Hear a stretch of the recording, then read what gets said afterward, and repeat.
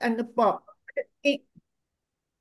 prophetic works ng Holy Spirit sa ating buhay. Ang naiwan po sa puso ko yung sinabi ni Pastor Vida May na the most important part of any gathering yung pong prayers. Sa purihin ng Panginoon, sa diwa po ng presensya ng kapangyarihan ng banal na Espiritu sa ating kalagitnaan, through the Lordship of the Lord Jesus, for the Father's glory, atin na pong pasimulan ang ating panalanginan. Mountain of Influence po ang magpapasimula.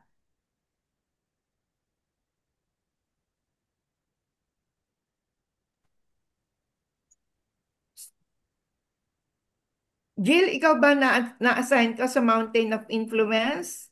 Sister Hindi, Babes sa po. Philippines. Ha? Sister Sa Babes po. Philippines. Sister Babes, Yes po, Nina. Okay, thank you. Blessed morning po sa inyo lahat. Lord, we thank you for this very beautiful morning. We thank you, Lord God. We have gathered again in your name. And we want to praise you. We lift your name on high. And for the prayer for today, we want to pray for the business and the businesses around the world, and also especially to your people. Gracious God, we thank you for the gift of work and the privilege to build true business, Lord God. We ask you to grant wisdom for every decision, for decision maker, strength in every challenges, and clarity in every opportunity, Lord. And this is not for ourselves or for their self-interest, but more on to thank you for all the blessings you have given to them. May their work not only prosper but uplift, bringing dignity, to be good example, fairness and purpose to those they serve and employ as well. Lord, keep their hearts anchored in integrity and their hands open to generosity as well, as this is your commandment, not just to love you, not just to love them, but to obey you and to be a blessing. So bless their businesses to be a reflection of your kingdom values, Lord. Truth, service, stewardship, and love. Remind them that the true success is found not just in profit, but in people, purpose, and peace, Lord God. May they always remember that you are the source of all this. So it is only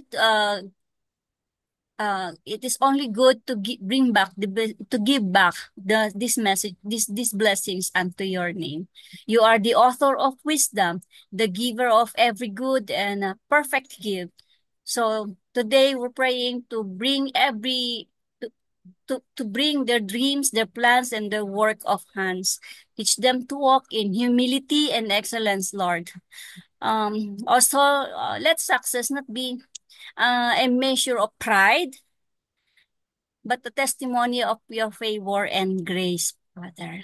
Yes, and may the doors that open be those you choose in your mighty name, in your kingdom, not just for this word, but only in your name. And may the ones that close be filled with peace, knowing you direct their steps. So thank you, Father. Thank you for the wisdom. Thank you for the knowledge. Thank you for the strength. Bless the upwards, O Lord God, not only for their gain, but the others may be uplifted.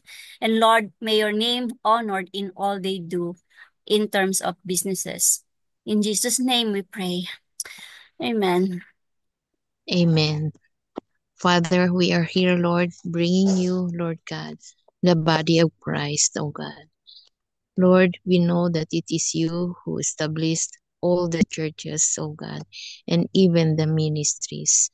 And Lord, at this moment, we acknowledge you that you are the head of the churches.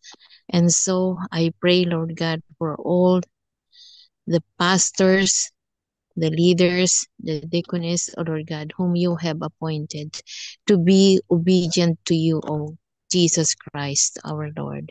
May you always be the head, O God, and there must be no human called to be the head, but only you, Jesus. Help each and every one of us just to be faithful and be sincere, O God, in all the works that you have, O Lord God, um, appointed us to do in the name of Jesus. In behalf of all the churches and the ministries, oh God, that is still going on and that is going on in this world, Lord God, if ever we failed you, if ever we disobey you and been unfaithful to you, oh God, we take this privilege, Lord God, to say sorry. And please forgive the churches, oh God, kung ano man po yung pagkukulang namin sa iyo. And we ask you, Lord, to bless all the churches and the ministries, starting from the pastors, Lord, down to the members of every church. And Lord, we cast out every divisions, oh Lord God, and disunity inside the churches, oh God. And we pray, Lord God, for your blessings, for unity, oh God, and obedience inside the churches, including all the ministries, oh God. And Lord, whatever difficulties, Lord God, that we may be facing, oh God, we bring them all to the foot of the cross of Jesus. And no one among us will ever give up. But the more, Lord God, we will desire, Lord, to serve you, to call on you for our needs, O God, for the leading and guidance of the Holy Spirit. And at this moment, we ask, Lord God, that you may pour out your anointing, O God, of the Holy Spirit to each and every one whom you are using in the churches and in the ministries. That, Lord, all of us, Lord God, whom you have chosen as your servants, we will be able to feed the flock that you have entrusted to each and every one of us and feed the flocks. And so, Lord God, we are here. Clean our hearts. Clean the hearts of all, Lord God, who are serving in the churches and in the ministries, that we may be worthy to serve you. In Jesus' name we pray. Amen. Hindi po tayo po ay will pray for the sick. Lord, salamat po Panginoon. Kayo po ang aming Jehovah Rapha, Jehovah Nishi. You are a miracle worker. Lord Jesus, thank you, Father. You are the God of all po, Panginoon. Kayo po rin po, Panginoon, ang aming great physician po, Panginoon. At lumalapit kami po, Panginoon, sa inyong trono po, Panginoon, sa inyong harapan po, Panginoon, at dinudulog po namin ang aming mga kasama po, Panginoon, na merong karamdaman. Nagsasuffer sila po, Panginoon, ng affliction, infirmity, Lord God, lahat po, Panginoon, na may nakakaramdam po, Panginoon, including na po, Panginoon, yung pananakit ng ulo, ng katawan po, Panginoon, in Jesus' name. Lord, by your wounds po, Panginoon, sabi niyo po, Panginoon, Lord God, doon sa Jeremiah 30:17, I will restore your health and heal your wounds po, Panginoon. You said it po, Panginoon, sa amin po, Panginoon. At Lord, you will bring back our health and healing po, Panginoon. At maraming salamat po, Panginoon. Then, Lord God, i-reveal nyo rin po, Panginoon, yung abundance and prosperity and security and protection, healing po, Panginoon, para sa mga kasama namin po, Panginoon.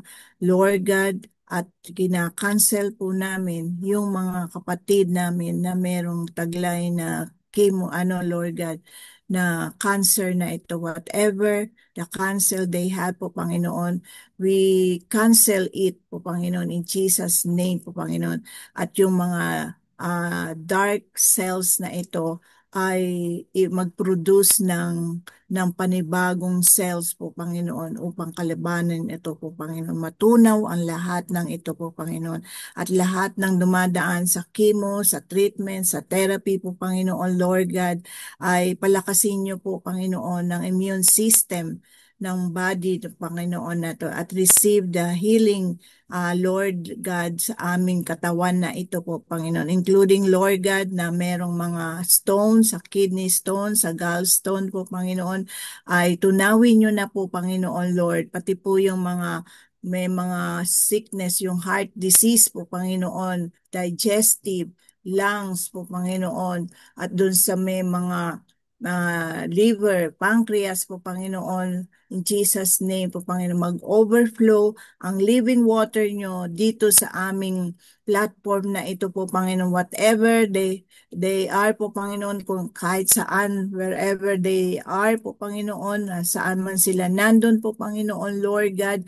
At kung meron pa, Panginoon, Lord, na naka-bedridden po, Panginoon, Lord God, ay ibabangon nyo sila po, Panginoon, Lord. At Lord, dalangin ko rin po, Panginoon, any Lord, sickness from their bones, from their muscles, ligaments po, Panginoon. In Jesus' name, we command to be aligned, Lord God, lahat ng kanilang mga bones na ito, magmula ulo po, Panginoon, sa shoulders, sa mga kamay, sa mga tuhod, sa hips po, Panginoon, down to the level ng foot namin po, Panginoon. I-align niyo po, Panginoon, especially yung aming mga nasa spine na ito po, Panginoon, in Jesus' name po, Panginoon, mag-overflow ang inyong i-healing po, Panginoon, Lord God.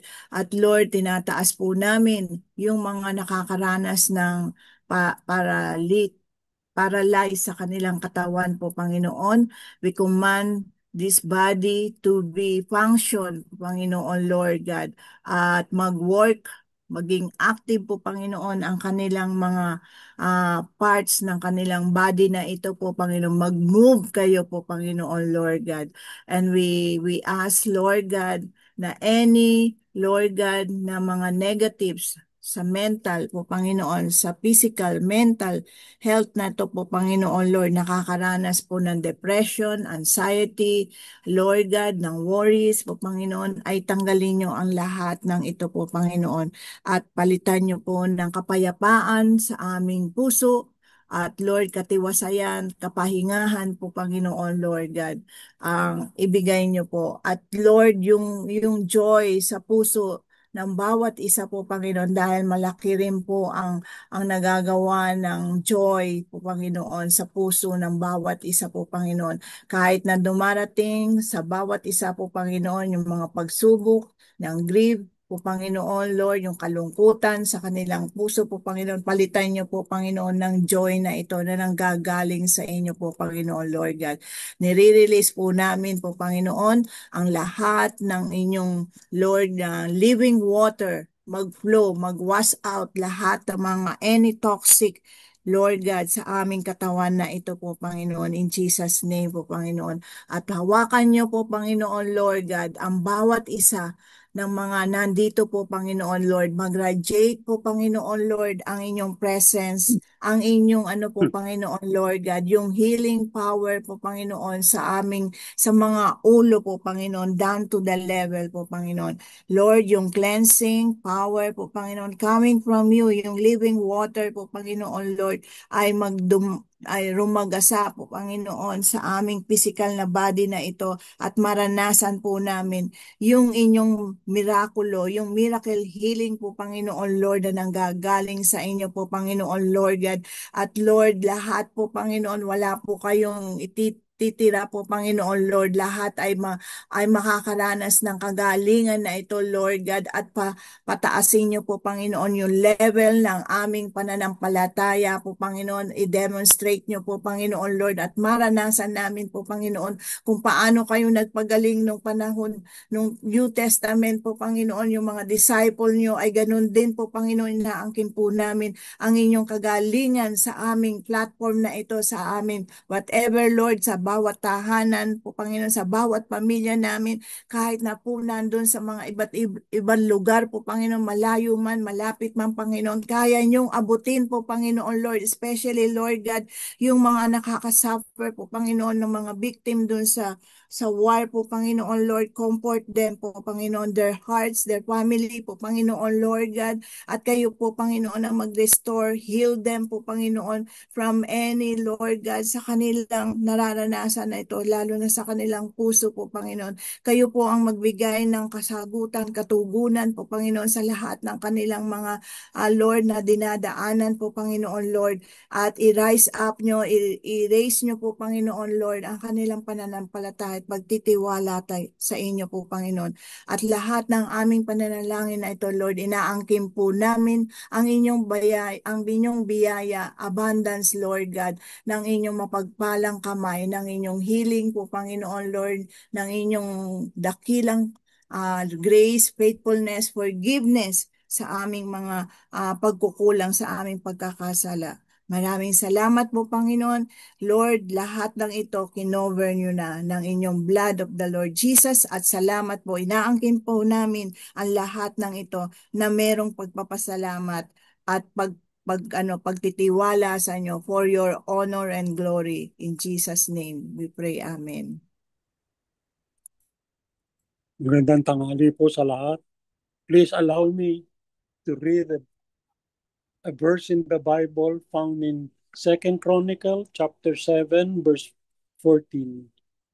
And it says, "If my people who are called by my name and humble themselves and pray and seek my face and turn from their wicked ways, then I will heal from heaven and will forgive their sins and heal their lands."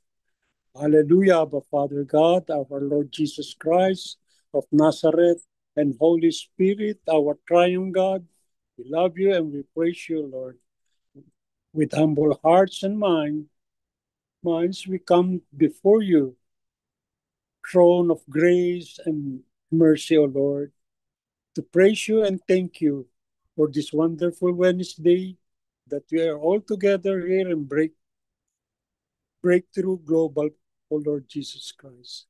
Lord, we lift up our country, the Philippines. We are grateful and thankful, O Lord, for your presence in our lives, O Lord. Papasalamat po kami sa lahat ng mga pagpapalang binigay mo sa aming bansa, Panginoon, na halos 80% po ng citizen ng Pilipinas ay Kristiyano, Panginoon. Ang natitira pong 20%, yung iba-iba po, Panginoon. Papasalamat po kami dito sa pag-aalaga mo sa aming bansa, Panginoon. Ngayon po, tinataas din po namin ang aming mga leaders, ang aming presidente, si BBM, ang aming vice president, si Sara Duterte, Panginoon, at ang aming House of Representatives, ang aming Senate, Panginoon, at lahat ng mga government leaders, yung mga secretaries po, na bigyan niyo po sila ng tamang wisdom, tamang pangunawa po at tawang leadership, lalo na po sa decision making, Panginoon. Lahat po ay dapat unahin po nila ang iyong pangalan, unahin po nila ang iyong kalooban, Panginoon, at lahat ng mga kahilingan ng aming bansa ay makakamtam namin, Panginoon, sa pamamagitan mo aming Diyos na matulungin na si Yesu Kristo. Gayon din po ang aming bansa at ang China, Panginoon, na may di pagkakaunawaan. Naalala ko po yung sinabi nung linggo ni Pastor Robert na yung kasabihan na sila ang nagtanim, sila ang nag-ani at silang kumain. Huwag po tayong mag-alala ron dahil ibibigay po sa atin ang Panginoon niya buong buo. Hindi po mapupunta sa China yan, Panginoon. Kanya magdasal lang po tayo, ituloy natin ang ating prayer na lahat ng ito ay pagkaloob sa atin ng ating Panginoon.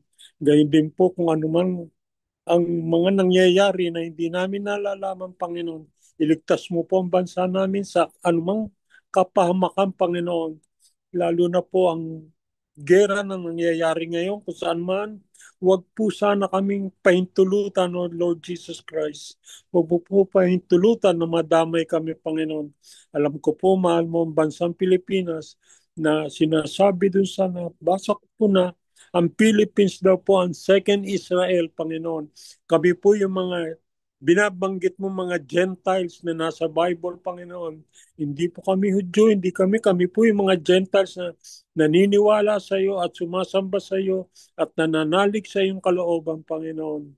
Panginoon, pagpalain mo po ang aming bansa, ang Pilipinas, ngayon, bukas at magpakailanman, Panginoon, o Lord Jesus Christ. Lahat po na ito through the name of Jesus Christ and the Holy Spirit and our Father God. We pray this in the name of Jesus. Amen and amen. Amen and amen. Ganon din po, Father, in the name of Jesus, our gracious and merciful, the source of all life, we lift our hearts for the land of Israel, its people, its history, Lord God, and the sacred promise, Lord God, that you have for this nation. Grant them continually, Lord God, the safety to every Israeli people, the citizens, Lord. We speak wisdom for them, to its leaders, O God, and courage to all who seek understanding. May the children, O God, of Israel dwell, Lord God, in your security, free from fear and violence. Strengthen the hands, O God, of peacemakers and heal the wounds of division. Nakikita mo ang kanilang kalagayan, Panginoon, ngayon. Dahil sa sila, O Diyos, ay piniling bansa.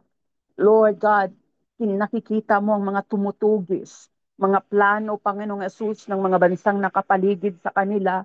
But Lord, patuloy mo silang iniingatan at hindi po sila, Panginoong Yesus, kailan may malulupig ng kaaway. Dahil yan, Panginoon, ang sinasabi mo na kung sino ang pinipili mo ay iniingatan mo. Hallelujah. So we pray, O Lord God, that continue, Lord God, to fence them with your divine protection. We also pray for Palestine, Lord God, and all neighboring lands, Lord God, for families longing for stability, for mothers mourning, lost, Lord God, for their children, dreaming of a future without shadows. May your compassion dissolve hatred and justice, pave the way for reconciliation. We are praying for all of them. Lord Jesus, nakita mo yan, Panginoon, yung mga nawalan, yung mga namatayan, yung mga nagkakasakit. Hallelujah. Praying for all of them, Father. We expand our prayer to embrace the whole world also, Lord God. For nations torn by war, send healing for them. Where bullets have fallen, torn weapons into tools, and borders, Lord God, into bridges. For leaders everywhere, I pray, God, to inspire them to choose dialogue over, Lord God, dominance and humanity over power. For the suffering, we pray, comfort the grieving, feed the hungry, Lord God, shelter the displaced, and bind the brokenhearted. For our shared planet, teach us to cherish this earth, protect its beauty, and share its abundance. Holy Spirit, continue to ignite us, all humanity, spirits of kinship, Lord God. Remind us that we are woven from the same thread of dignity. Where there is despair, let hope rise. Hallelujah. Where there is fear, let trust grow. Where there is darkness, let our collective lights blaze. Holy Spirit, may peace flow like a river through Jerusalem, Gaza, Lord God, Sudan, Haiti, and every corner of this aching world until justice and mercy embrace them, Holy Spirit. Holy Spirit, I pray, because you are the God Almighty, able to do the things, Lord, na hindi kayang gawin ng tao. Continue to strengthen, Lord, armies, seafarer, Lord God. Hallelujah. Lord, every air forces, oh God, Holy Spirit, and Holy God. We are praying, Holy God, na hindi mangyayari ang mga iniisip ng mga tao. Ang bagkos ang mangyayari ay yung kalooban mo. And thank you for this opportunity. Thank you, Holy Spirit, for giving us, Lord God, time and, Lord God, hallelujah, uh, opportunity, Lord God, to intercede, to bow down before you, to kneel down before you, and to lift up, to intercede these people, this nation, and the whole world. Father, thank you for every individual that are here, praying to bless them, oh God, and the works of their hands. Hallelujah. Our hearts, our whole being, our soul, spirit, and body. We give you all the glory, praise, and thanksgiving, Father. This is our prayer for today in Jesus' name. Amen. Amen. Amen, amen, amen. Maraming The Fires of Sorrow by Oswald Chambers. Kinuha niya po yung basihan ng mensahe sa John 12 verses 27 to 28. Ang pinaka-background po nito, ito ay panahon na ang Panginoong Jesus ay deeply troubled. He knows that very soon he will face yung reason bakit po siya dumating sa mundo. Kaya babasahin ko po yung nasa RSVP. Sabi niya po, "Now my soul is troubled. And what should I say? Father, save me from this hour? No, it is for this reason that I have come to this hour. Father, glorify your name." Then a voice came from heaven. "I have glorified it, and I will glorify it again." Purihin ang Panginoon sa kanyang makapangyarihang salita. Next slide, please. As a saint of God, my attitude toward sorrow and difficulty should not be to us that they be prevented, but to ask God, protect me, so that I may remain what He created me to be, in spite of all my fires of sorrow. Our Lord received Himself, accepting His position and realizing His purpose in the midst of the fire of sorrow. He was not saved from the hour, but out of the hour. We say that there ought to be no sorrow, but there is sorrow. And we have to accept and receive ourselves in its fires. If we try to evade sorrow, refusing to deal with it, we are foolish. Sorrow is one of the biggest facts in life, and there is no use in saying it should not be. Sin, sorrow, and suffering are, and it is not for us to say that God has made a mistake in allowing them. Sorrow removes a great deal of a person's shallowness, but it does not always make that person better. Suffering either gives me to myself or it destroys me. We cannot find or receive yourself through success because you lose your head over pride. And you cannot receive yourself through the monotony of your daily life because you give in to complaining. The only way to find yourself is in the fires of sorrow. Why it should be this way is immaterial. The fact is that it is true in the scriptures and in human experience. You can always recognize who has been through the fires of sorrow and received himself. And you know that you can go to him in your moment of trouble and find that he has plenty of time for you. But if a person has not been through the fires of sorrow, he is apt to be contemptuous, having no respect or time for you, only turning you away. If you will receive yourself in the fires of sorrow, God will make you nourishment for other people. Kinote po ni Oswald Chambers ang Job chapters 3 to 4. Ito po yung panahon na yung kaibigan niya po, isang kaibigan niya, ay maraming sinasabi tungkol sa kalagayan ni Job. At ito rin po yung panahon na itinuwid ng Panginoon Diyos si Job sa kanyang mga kaisipan. Ang Acts 7:44 to 60 naman ay yung kasaysayan ni Stephen, yung first martyr ng ng Iglesia Cristianismo. At nandun po yung kanyang pagtatanggol sa pananampalataya at yung pagbato sa kanya sa kamatayan. Kaya ito po yung sinasabi na no one is sa Biblia at sa ating karanasan, marami po ang dumaraan sa iba't ibang apoy ng pagsubok. Tingnan po natin yung wisdom from Oswald. When a man's heart is right with God, the mysterious utterances of the Bible are spirit and life to him.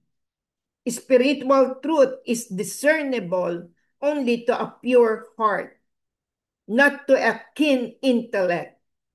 It is not a question of profundity of intellect, but of purity of heart.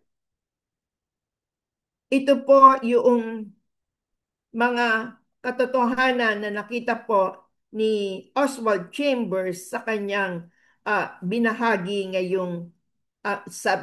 sa atin ngayong umaga. Ito naman po nalagay sa puso ko habang binabasa ko po ang mensaheng ito. Ito po yung points to ponder. Na nakuha ko rin sa mensahe from Oswald Chambers sa umagang ito.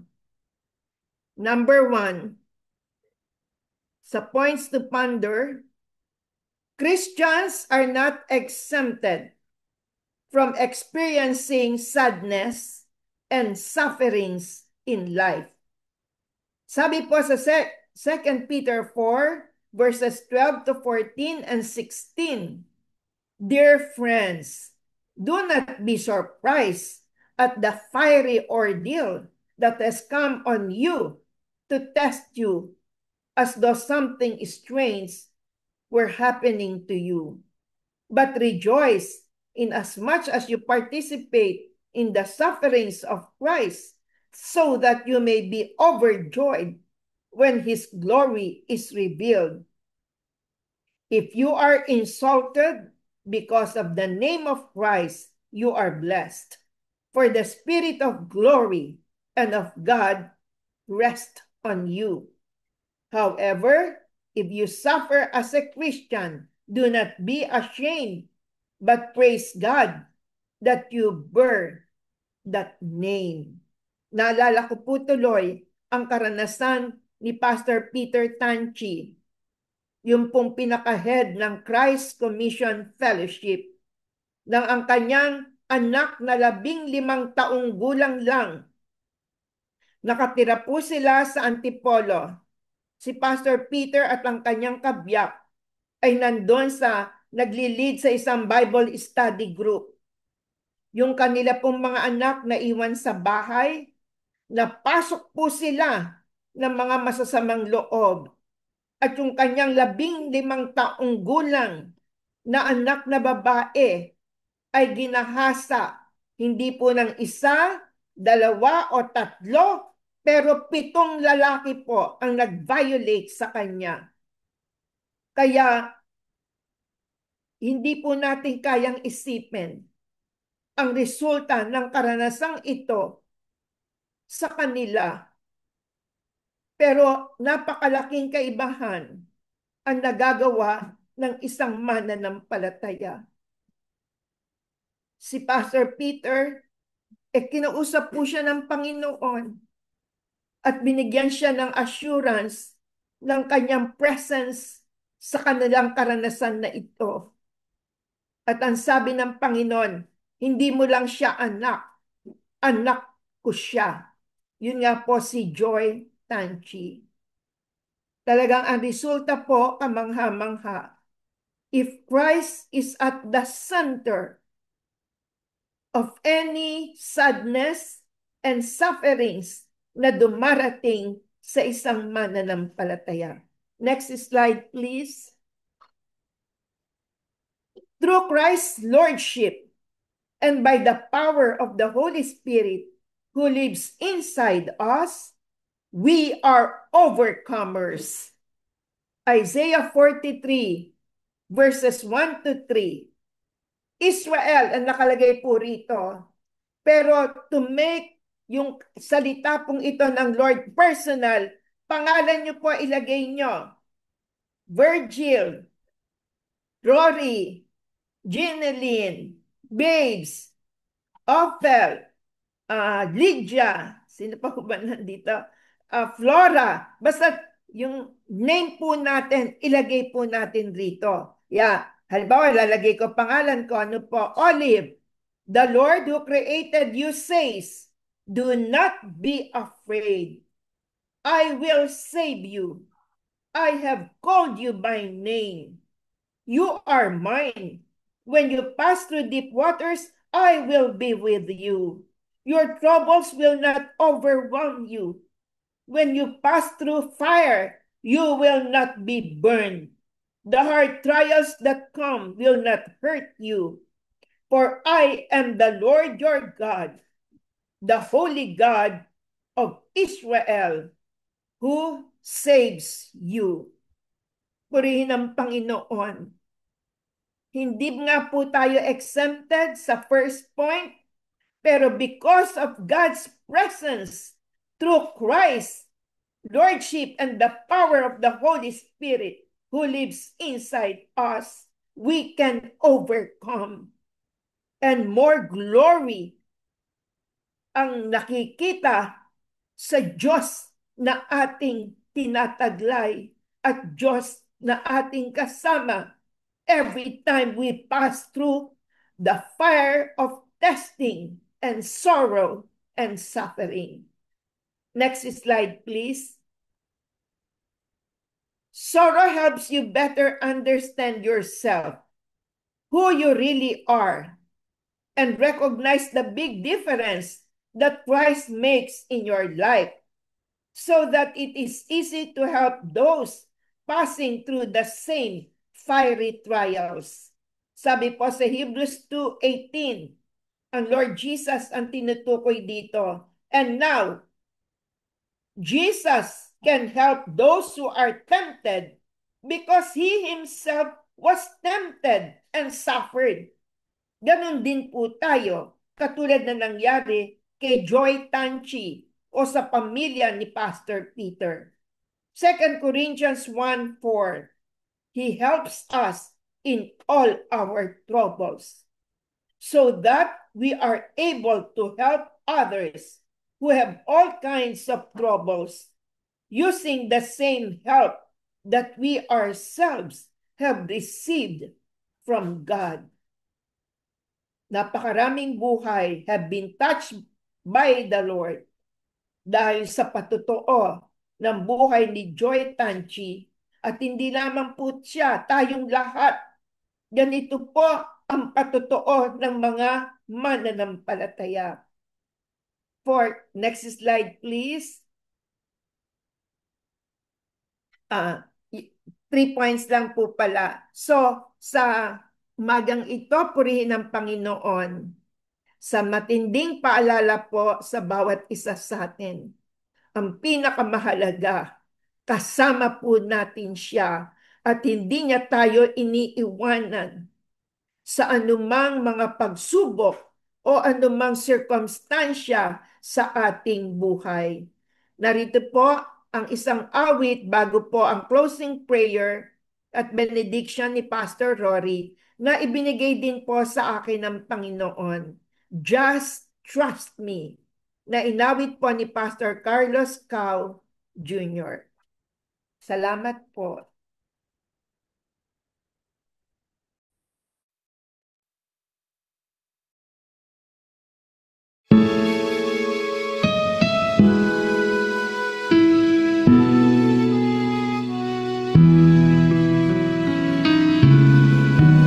Just place your hands in mine, and I will hold you tightly. Do not be afraid, my child, just trust me. Just place your hands in mine, and I will hold you tightly. Do not be afraid, my child, just trust me. Never will I leave you, nor forsake you. For your comfort and strength I will be.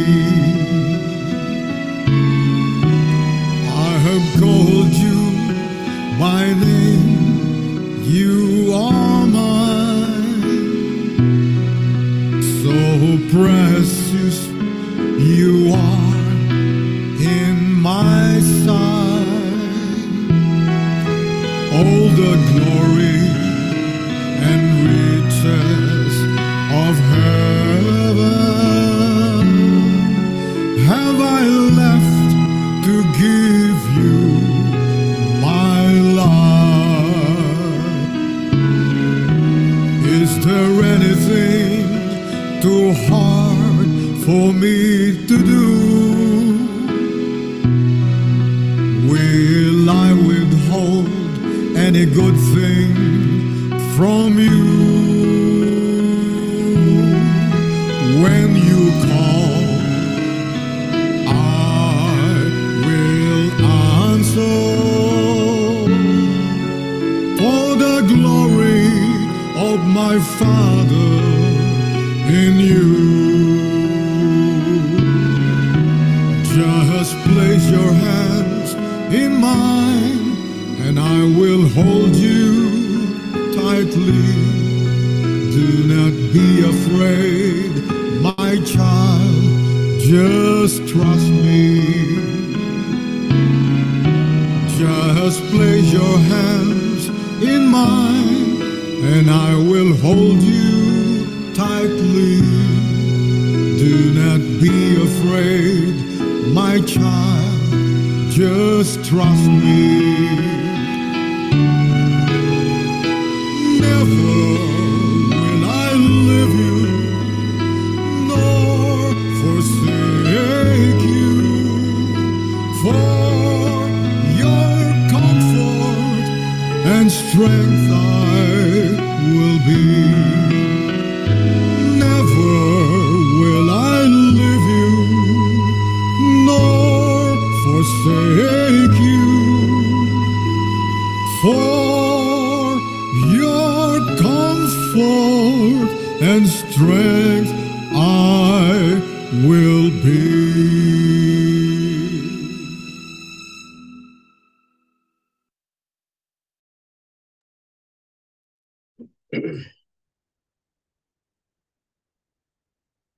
Kaya kami patuloy na nagpapasalamat at nagpupuri sa inyo, O Diyos na buhay, banal, na totoo.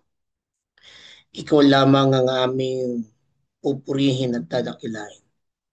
Ikaw lamang ang aming luluwalhatiin at ikaw lamang ang aming sasambahin.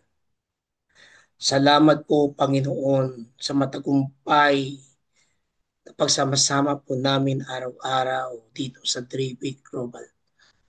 Salamat sapagkat kayo yung nangungusap, kayo yung kumikilos, kayo yung nakikipagbaka, kayo ang tunay na Diyos na dakila at banal. Salamat po sa buhay ni Ninang Olive, yung ginamit upang ang inyong mensahe ay mayabot, may parating sa bawat isang kasama at makikinig. Pagpalain po ninyo siya, Panginoon. Patuloy na kayo ang siyang kumilos at kayo, O Diyos, ang magbigay ng kalakasan sa kanyang pangangatawang pisikal. Kayo, Panginoon, ang mag-provide ng lahat ng kanyang mga pangangailangan. Salamat sa kanyang buhay na patuloy mong ginagamit at gagamitin pa upang maging inspirasyon para ho sa iba. Salamat din, Panginoon, sa buhay ni Deaconess Jane sapagkat patuloy na siya yung ginagamit upang ihanda ang bawat PowerPoint, ang bawat mga naisin mo, O Diyos, upang magamit ang talentong inyong pinagkaloob ho sa Kanya. Ama, salamat po kina Ninang Olive at Deaconess Jane na ang buwang ito ay pinagdiwang nila ang kanilang araw na kanilang kapanganakan. Pagpalain ninyo silang patuloy na ibuhos ninyo ang inyong masaganang pagpapala sa kanilang mga buhay. Patuloy na ang inyong supernatural na pagkilos, pagkalaw ang maramdaman at patuloy na yung ang spiritual breakthrough ang maranasan po nila kasama ng kanilang buong pamilya, kasama ng Panginoon na ministeryong inyong ipinagkaloob sa kanila. Patuloy na ang liwanag ang kikinang at magliliwanag sa iba at sa mga taong kanilang makakasalamuha bago man o matagal mang kasama. Ng aming pananangin, O Diyos, patuloy ng aming kagalakan, ng kanilang kagalakan, sapagkat Ikaw ang Diyos na aming pinaglilingkuran. Salamat po, Panginoon, sa mga kapatid naming naririto. Pagpalain po ninyo sila, O Diyos. At sa aming pansamantalang paghihiwalay, ang katagumpayan at katugunan ng aming mga panalangin ang siyang aming makakamit sapagkat Ikaw ang Diyos ng katugunan. Salamat. Ito po ang aming dalangin sa tanging pangalan ni Jesus na aming Panginoon at tagapagligtas at sa pagkilos ng iyong banal na Espiritu. Amen at amen. Ngayon po mga kapatid, tanggapin po natin ang pagpapala ng Diyos, Ama, Anak, at Espiritu Santo. Ang kanyang salita ayon sa mga bilang. Kabanatang 6, talatang 24 hanggang 26. That the Lord bless you and keep you. The Lord make it face shine upon you and be gracious to you. The Lord lift up his countenance upon you and give you peace. Receive the shalom of God, the prosperity, the supernatural breakthrough, the healing, because He is our omnipotent God, omniscient God, and omnipresent God. He is the beginning and the end, and He is our King, our Lord Jesus Christ, with the power of the Holy Spirit. And every child of God will say, Amen and amen. Amen po. Amen. Amen. Sige po, bago po tayo Maraming po salamat sa po talang sa bawat maghiwalay. isa. Salamat po God na bless nang po. open mo na po ang God ating bless. mga Thank you camera po, Ate Oli. picture. 1, God bless everyone. smile. 2, wait lang, meron pa pong nakiin. 1, 2, 3, and praise be to God. So, tomorrow God bless po mga everyone. kapatid, Maraming God bless salamat. po. Bukas Thank po you, si Pastor David Mami. ang Bye po. mag-lead See and you. si Pastor Queenie po. Salamat. God bless us all. Thank you. God Shalom. bless everyone. Bye-bye po.